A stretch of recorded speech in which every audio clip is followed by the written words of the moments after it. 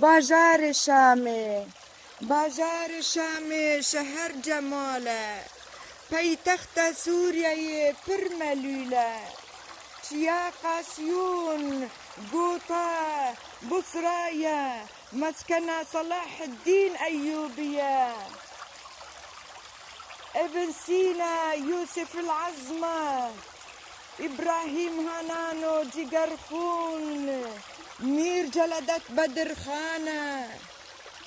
محمد جندي سلوى شحادة ونادية خضورة بعشقة حامدة بدر خانة كمال جنبلاطة سرهل دانا روكن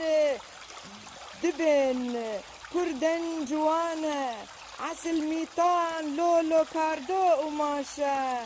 مسلم زردشت يزيد فلنا بيكن أرمن وعرب وكردانا دلي داري فكريا دلي داري فكريا شاما منا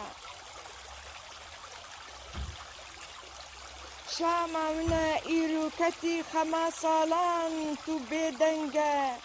چما بوكا شامي دل خمه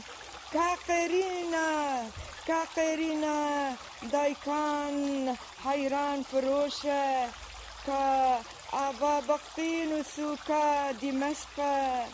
كبستانا ياسمين بهشته بهنا آتم ومرتل تنجته بهنا آتم ومرتل تنجته حزار بنس الزاروك جبن بي خنقنا أي مهدي محمد جواهري هالبستوانا أبينا هنرمند علي حيدر لسرتا كلام دانا أبو البكري هنرمندا يا مال الشام كلام بوتاد بيجا علي حيدر علي شاما مني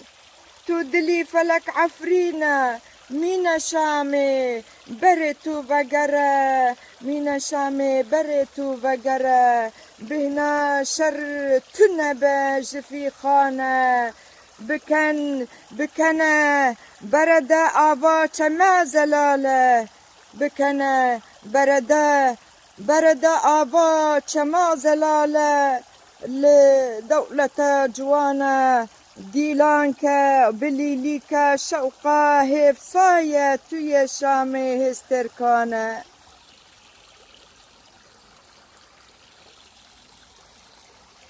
شاما مني